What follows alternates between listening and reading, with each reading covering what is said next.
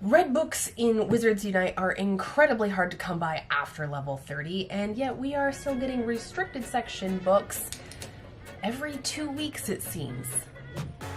Let's talk about that.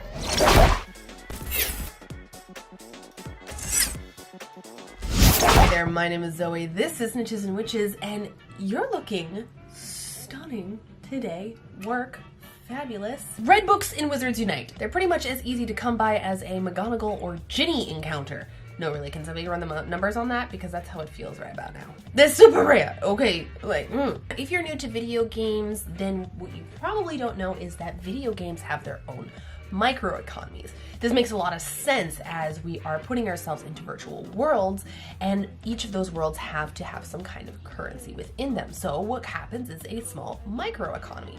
What a lot of people don't know, unless they're an economist, is making a well-balanced economy that won't break itself as soon as you put any mad variable into it, i.e. a human, then literally, I wish I was making that up. And as any economist will tell you, building an economy from scratch is not easy.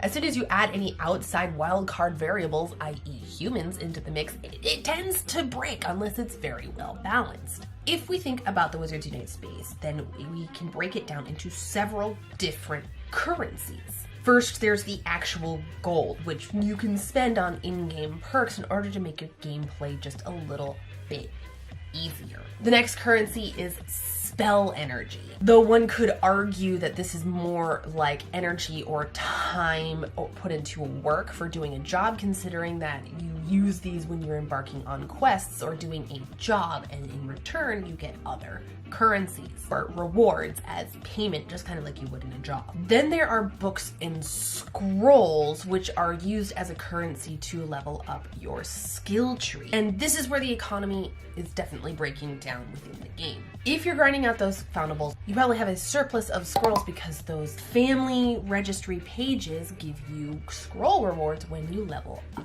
each item.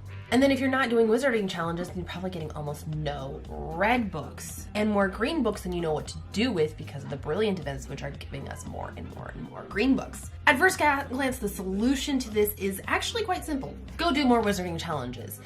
And I really wish it was that simple, but it's not.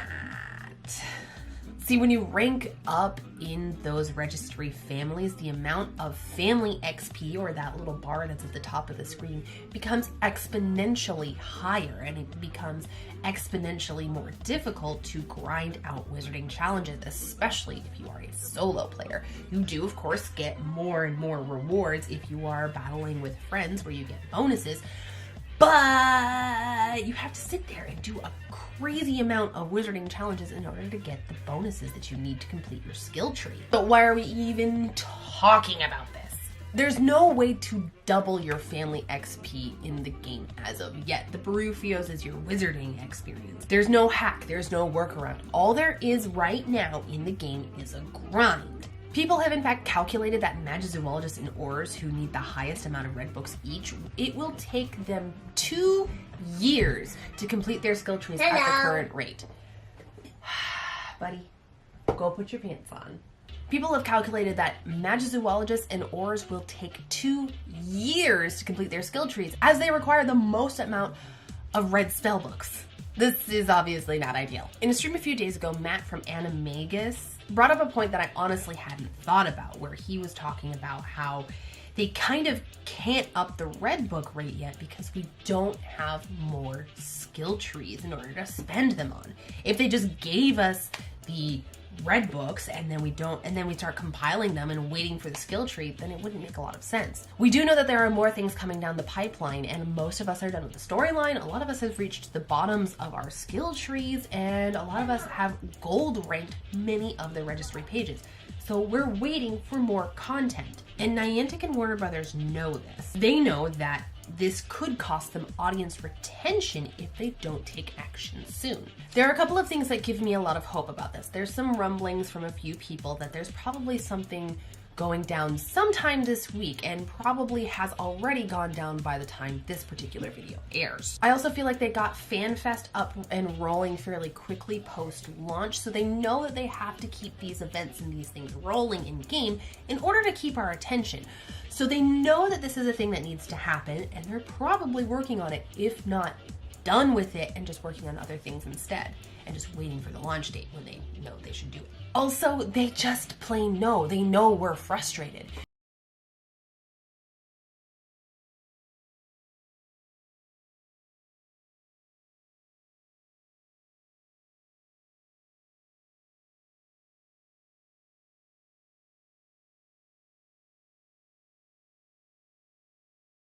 Also remember that this game is supposed to last 10 years, so they're gonna try and keep us around for as long as possible. We're all just gonna share and be open, and it's gonna be great, okay?